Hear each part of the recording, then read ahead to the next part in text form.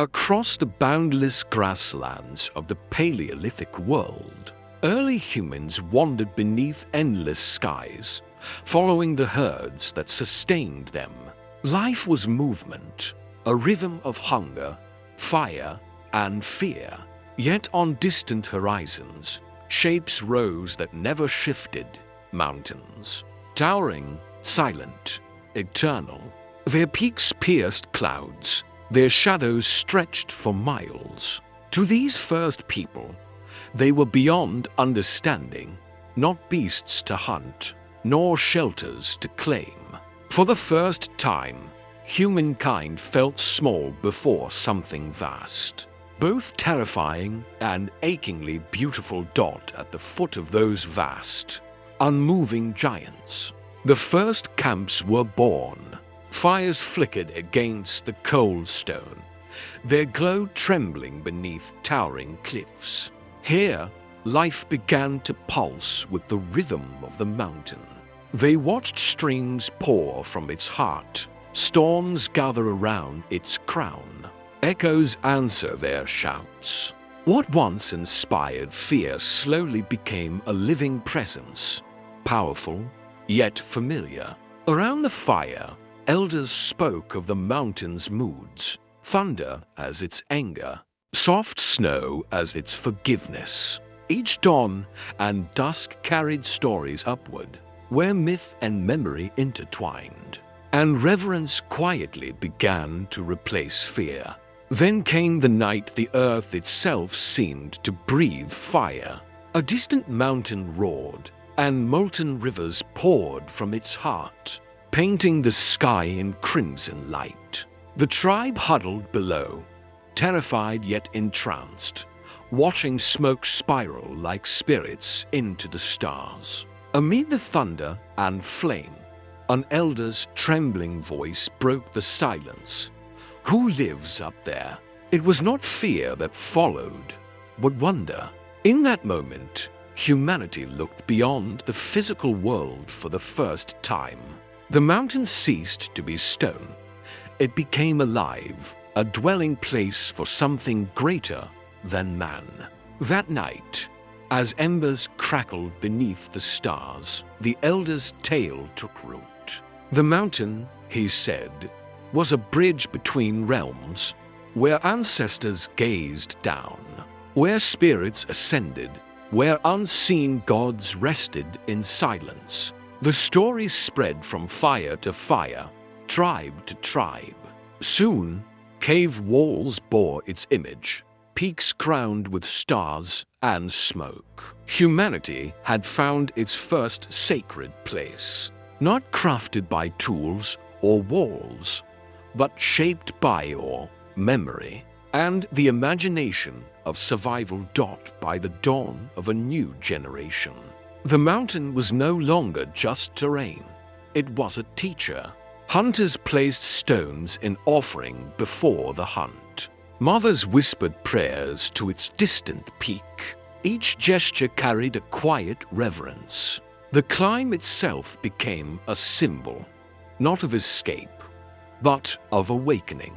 In the power that loomed above, humanity began to glimpse the first spark of faith within.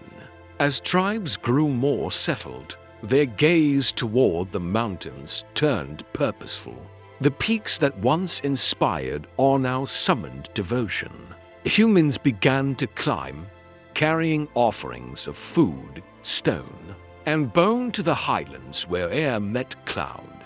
At Göbekli Tepe and Monte Bago, they raised stone circles and carved beasts that ruled their myths, aligning monoliths with the dawn. These were not homes, they were sanctuaries built for the unseen.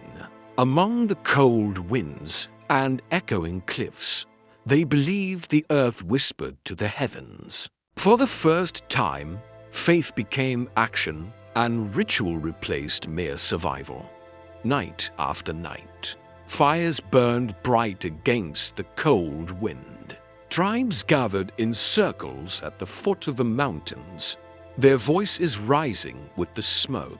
The air trembled with the pounding of drums, the beat of hands on stretched hides, the hiss of sparks leaping into darkness. Every sound was deliberate, a gift to the unseen. They believed thunder was an answer, rain a blessing. Around those fires, humanity found rhythm, pattern, and meaning. These chants weren't just noise. They were bridges between worlds. The mountain listened, and the people listened back. Ritual became language, a dialogue of faith carried through sound, echoing from cliff to cliff, uniting fear, hope, and wonder into one eternal song. The wind howled like a living beast as a young shaman began his climb. Cloaked in animal skins, he carried little but belief. Storm clouds swallowed the peak, lightning tearing open the sky above him. Each step was a challenge, against gravity, against fear, against mortality itself. He sought proof that the gods listened.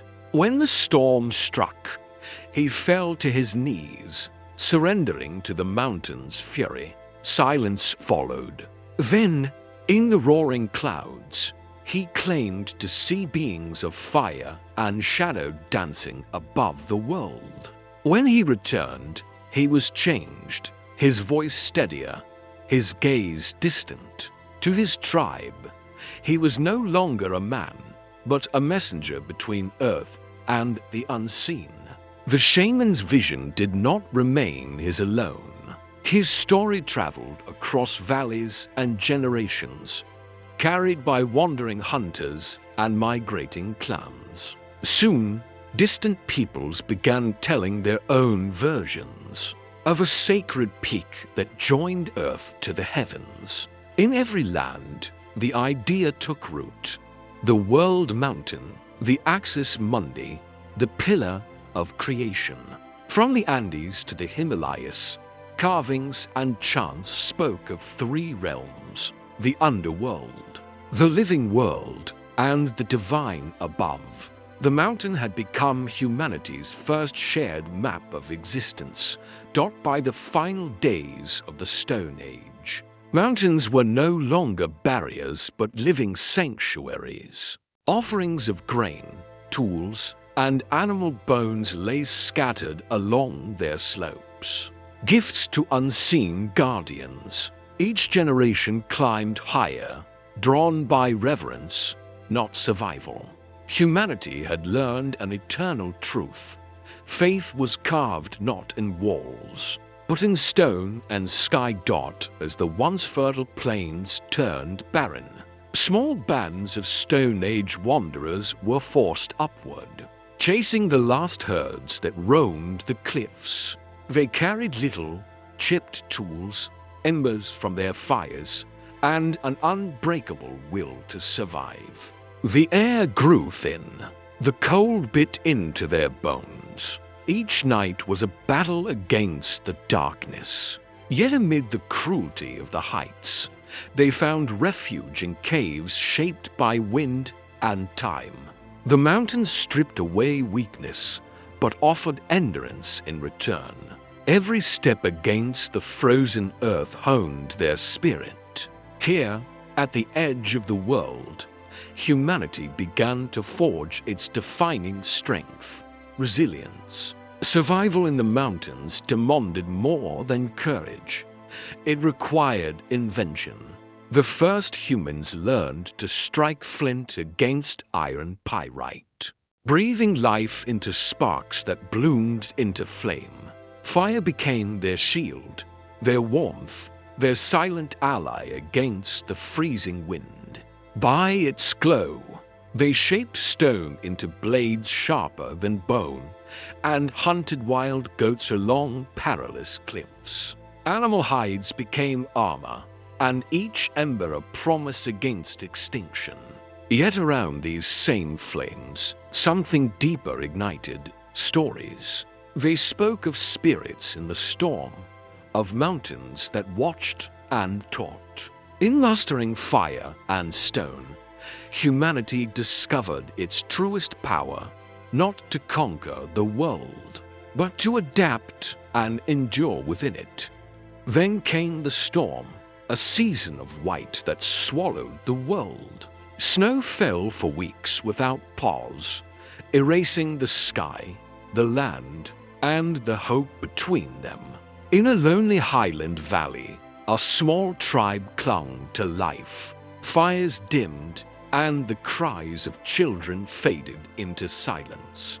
The mountain, once their teacher, now became their tormentor. Yet desperation gave birth to invention. They sealed embers inside clay, built walls of stone to tame the wind, and huddled close, sharing breath and warmth. Those who survived learned to listen, to read the hush before an avalanche, the taste of snow before rain. When spring returned, only a few remained, but they carried wisdom stronger than fire. Then the storm arrived, an endless wall of white that devoured the horizon. For weeks the snow fell without mercy, burying sky and valley alike. A tribe, trapped high in the mountains, watched their fires shrink and their strength fade. The youngest grew quiet. Hunger hollowed every face. Yet in despair, resilience was born. They learned to cradle embers in clay, to raise low walls of stone against the wind, to share breath when warmth failed. They began to read the mountain itself, the silence before avalanches, the scent of frozen rain. When the storm at last broke, few remained, but their endurance became legend, carved not into rock, but into memory from the frozen peaks. The survivors carried more than fire. They carried wisdom. Generation after generation, their lessons became law. Build together, endure together, and adapt. The mountains had carved their minds as much as their hands. From hardship rose invention, from struggle, unity. The heights that once tested humanity had instead revealed its greatest strength, resilience. As the Ice Age melted into memory, the earth softened and green returned to the valleys. Humanity's endless march slowed. The hunters became planters, the wanderers, builders. But though their feet settled, their spirits still looked upward. Villages rose at the base of mountains where springs glimmered like blessings, and shadows marked the seasons. These places were chosen not for safety, but for sanctity. The peaks that once inspired fear now offered protection. From their summits, snow-fed rivers and belief-fed hearts.